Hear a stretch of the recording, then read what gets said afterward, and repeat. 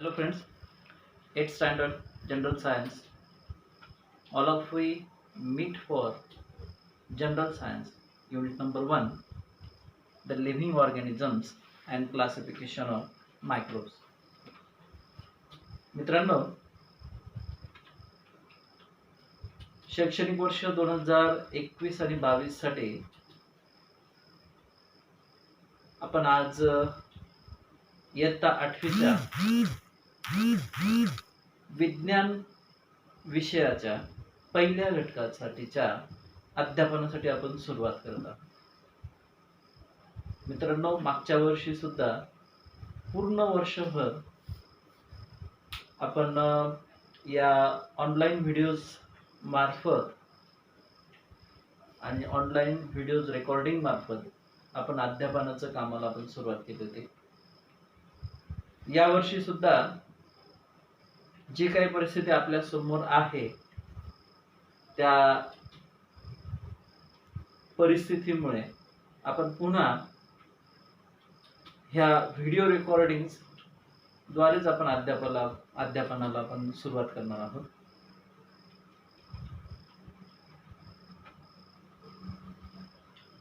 यामध्ये मागच्या वर्षी ज्या प्रकारे आपण व्हिडिओ रेकॉर्डिंग केले त्या प्रकारेच आपण ह्या वर्षी सुद्धा आपण व्हिडिओ रेकॉर्डिंग करून अध्यापनाला आपण सुरुवात करणार आहोत. घटकाला सुरुवात करण्याआधी तुमच्या वर्गाच्या वर्ग शिक्षकांनी तुम्हाला म्हणजे ह्या वर्षी मी असा प्रयत्न करणार आहे की मागच्या वर्षी ज्या काही त्रुटी राहिल्या अध्यापनामध्ये किंवा अभ्यासामध्ये जे काही अडथळे आले त्यावर दुरुस्त्या करून आपण नवीन पद्धतीने किंवा त्यात दुरुस्त्या करून आपण काही सुधारणा करून आपण पुढे जाणार आहोत. तुमच्या पालकांच्या सूचना आम्हाला मिळाल्या, तरीही काही अपरिहार्य कारणांमुळे आम्ही व्हिडिओ रेकॉर्डिंग मार्फतच आपण अध्यापनाला सुरुवात करणार आहोत. तरी सुद्धा आपण ठराविक वेळेनंतर संबंधित घटक असेल किंवा संबंधित विषयातील एखादा घटक जो असेल त्या घटकासाठीच्या गुगल मीट्स द्वारे आपण प्रत्यक्ष भेटणारच आहोत. तरी सुद्धा त्याआधी गुगल मीट मध्ये आपण काय चर्चा करणार आहोत, काय अभ्यास करणार आहोत, त्याआधी आपण सगळेजण काही प्रिपरेशन करणार आहोत. मी वर्ग शिक्षकांकडे काही मोजकी व्होकॅब्युलरी म्हणजे घटकाला अनुसरून काही इंग्रजी शब्द जे आहेत त्या इंग्रजी शब्दांचा उच्चार आणि आपल्या मातृभाषेतील अर्थ मी तुमच्यापर्यंत पोहोचवले आहे. प्रत्येकाने त्या शब्दाचं स्पेलिंग, उच्चार आणि अर्थ यांचा कमीत कमी 5 वेळा लिहून सराव करायचा आहे.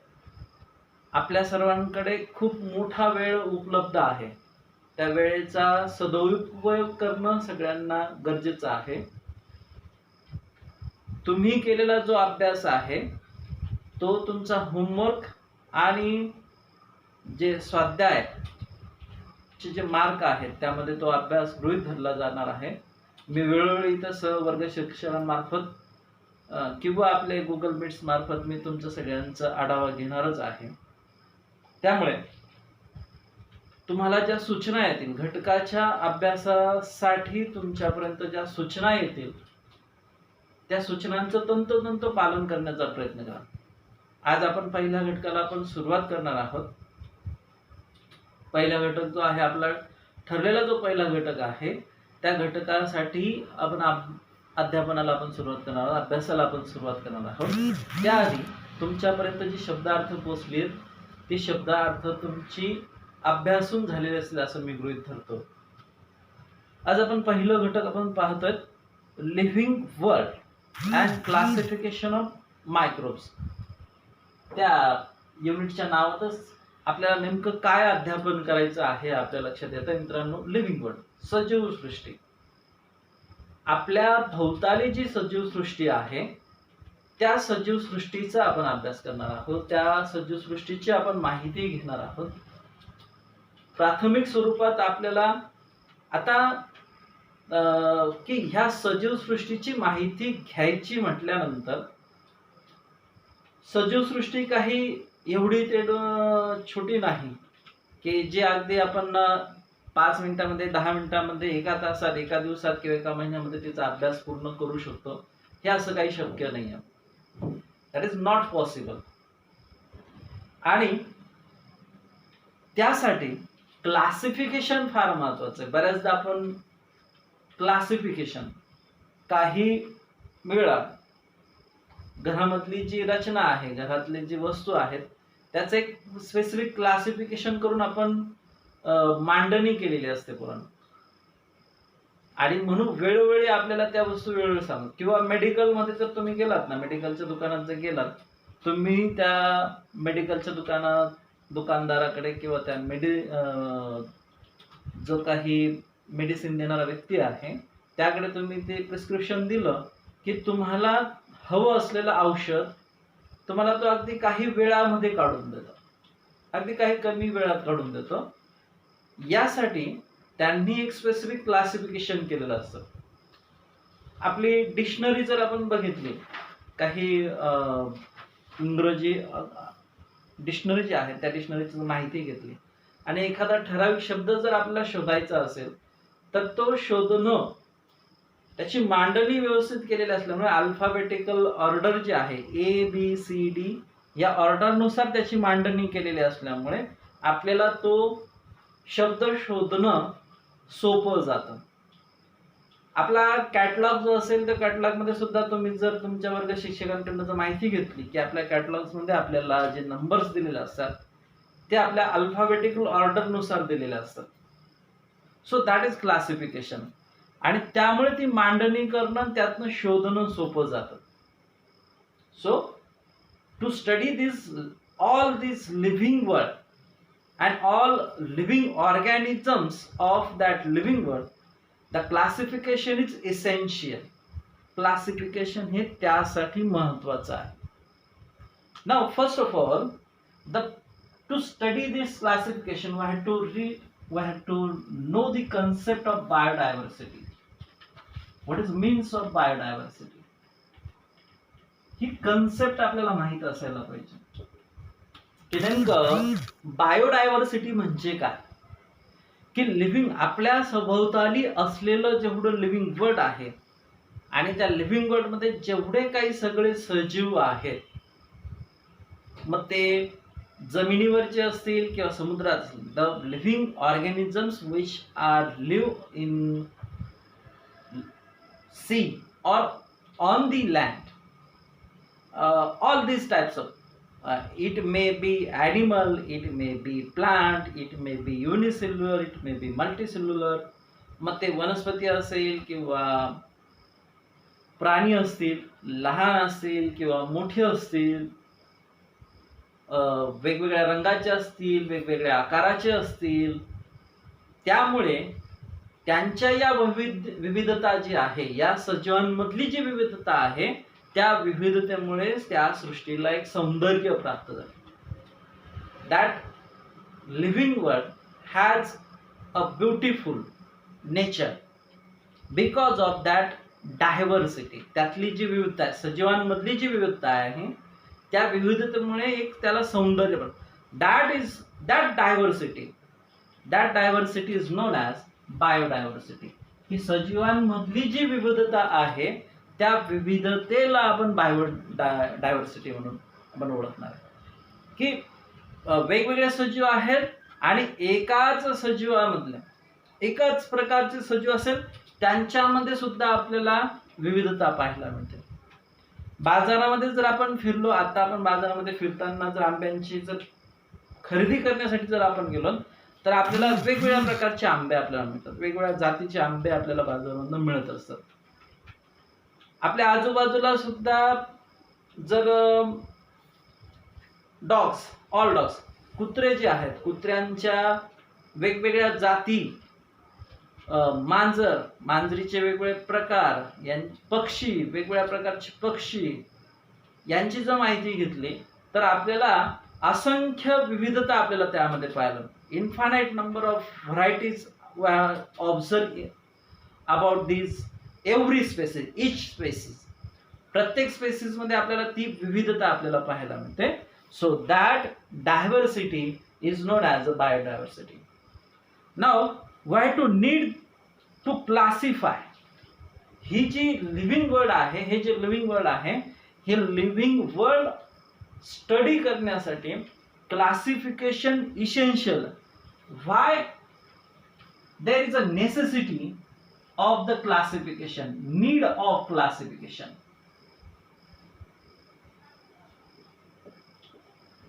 की हे जे लिव्हिंग वर्ल्ड आहे, हे लिव्हिंग वर्ल्ड क्लासिफिकेशन करण्याची का गरज पडली असावी, का गरज पडली, त्याच्या मागे सोपी सोपी कारण आपल्याला लक्षात येत आहेत. की there are number of living organisms. It may be plant, it may be animal. Number of living organisms आहेत. नाव up to 2011 census there are 87 million species. 87,000 near about, त्यापेक्षा जास्त सुद्धा असू शकतात. की 87 मिलियन स्पेसीज आपल्याला पूर्ण वर्ल्ड मध्ये पाहायला मिळतात, पूर्ण जगामध्ये. मग त्या जमिनीवर राहणाऱ्या असतील किंवा पाण्यात राहणाऱ्या असतील, एकपेशीय असतील किंवा अनेक पेशी असतील, unicellular or multicellular. Number of living organism, एकाच प्रकारच्या लिव्हिंग ऑर्गॅनिझम, एकाच प्रकारच्या स्पेसिस मध्ये नंबर ऑफ सेम स्पेसिस. जसं डॉग्सच्या बाबत आपण म्हणतोय की डॉग्स आहे, त्या डॉग्स मध्ये आपल्याला अगदी छोटं पिल्लू जे आहे त्यापासून मोठा जो डॉबरमॅन जो आपण म्हणतो, एकाच जातीचं, एका स्पेसिसचं लिव्हिंग ऑर्गॅनिझम आपण म्हणतोय. आणि त्यामध्ये number of variety, number of difference आपल्याला त्यामध्ये पाहायला मिळतं आपल्याला. So there has a similar there has a different varieties in a same species. एका पेशीमध्ये म्हणजे अशा नंबर ऑफ 87 मिलियन स्पेसीज आपल्याला पाहायला मिळतात आणि एका पेशीमध्ये नंबर ऑफ डिफरन्सेस आपल्याला पाहायला मिळतात. And therefore to study these all living organisms, we have to make the group and subgroups of that species, and that is known as a biological classification, by which method we divide or we groups all these species into groups and subgroups. That process, that classification is known as a biological classification.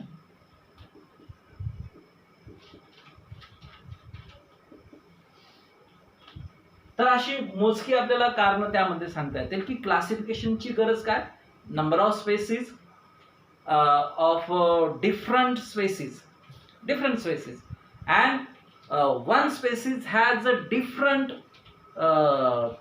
number of differences in a same species, and therefore there is to study them in a proper manner, we have to group them or into groups and into subgroups, and that process of classification is known as the biological classification.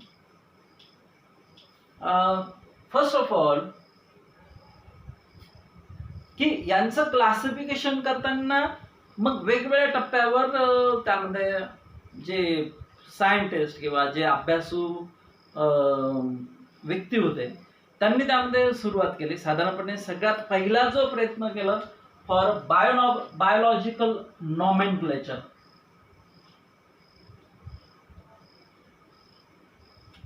Biological nomenclature साठी पहिला प्रयत्न जो केला Carl Linnaeus.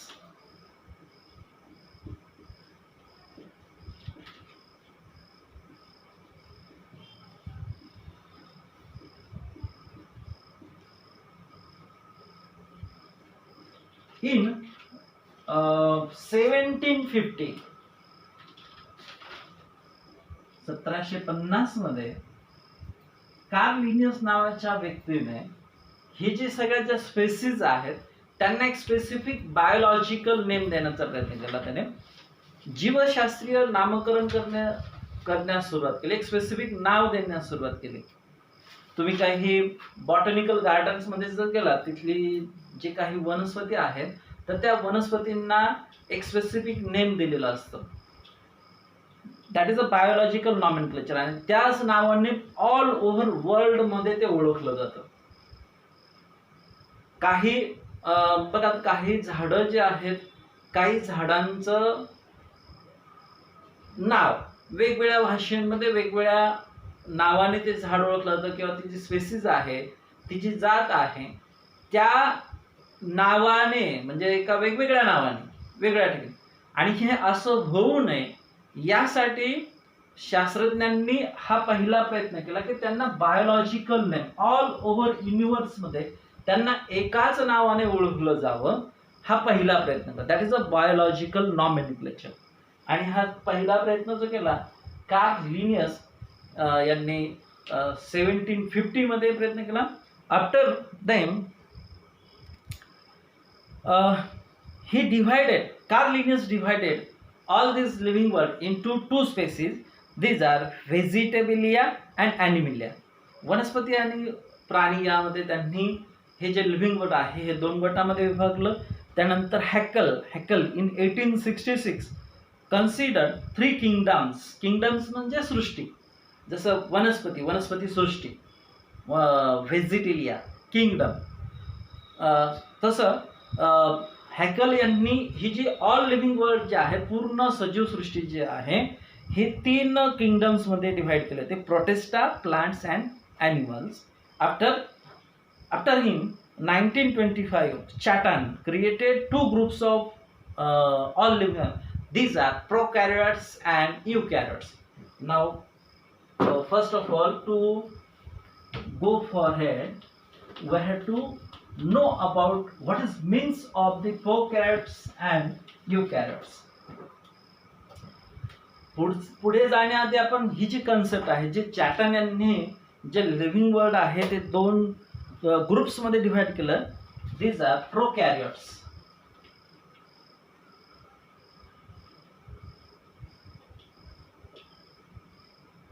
and eukaryotes.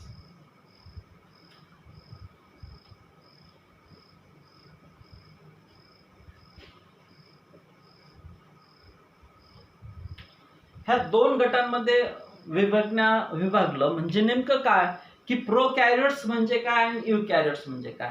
की असे living organism prokaryotes means असे living organism that means their cells, they has a cells but their nucleus is not well defined. Cell structure बाबत जर माहिती घेतली ना आपण, की जे सगळे सजीव आहेत हे पेशींपासून तयार झाले, सेल्स म्हणून आपण ओळखतो. आणि डिफरंट सेल ऑर्गॅनिल्स आपल्याला एका सेलमध्ये पाहायला मिळतात. प्लांट सेलमध्ये असतील किंवा ॲनिमल सेलमध्ये असतील, त्यामध्ये मोस्टली आपल्याला वेगवेगळे ऑर्गॅनिल्स आपल्याला त्यामध्ये पाहायला मिळतात. सगळ्यात महत्वाचं ऑर्गॅनिल म्हणजे न्यूक्लियस. त्या सेलचं सगळ्यात महत्वाचं ऑर्गॅनिल जे असतं ते न्यूक्लियस. आणि ह्या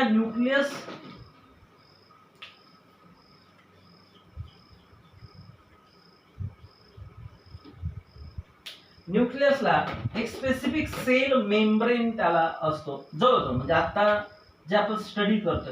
पण अशी काही लिव्हिंग ऑर्गॅनिझम्स आहेत की त्या लिव्हिंग ऑर्गॅनिझमचं न्यूक्लियस हे स्पेसिफिक नसतं, वेल डिफाईन्ड नसतं, किंवा त्याचं मेम्ब्रेन ते कुठेही पूर्णपणे ऍक्च्युअली न्यूक्लियस काय काम करतं की त्या सेलचं DNA जो आहे किंवा ज्या सेलच्या जे कॅरेक्टरिस्टिक्स आहेत, गुणधर्म जे आहे, ते गुणधर्म बांधून ठेवण्याचं, एक्सप्रेस करण्याचं काम न्यूक्लियस मध्ये जे DNA आणि RNA आपल्याला पुढे आहेच अभ्यासामध्ये, नावं लक्षात राहू द्या की त्यामार्फत ते त्याचं गुणधर्म जे आहे त्या सेलचा तो त्यामार्फत.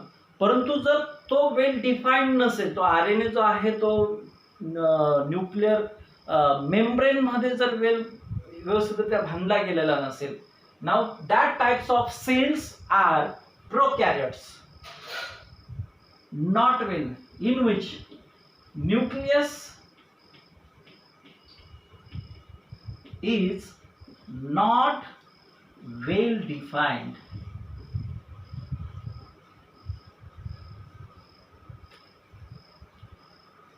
And on another side, म्हणजे आता जर तुम्हाला याचा अर्थ कळला असेल की प्रोकॅरियोट्स म्हणजे जर त्याच्यामध्ये जर न्यूक्लियस हा वेल डिफाईन्ड नाहीये, तर युकॅरियोट्स मध्ये निश्चितच तो वेल डिफाईन्ड असतो, असं लक्षात राहू द्या. In which nucleus is well defined, nucleus of cell is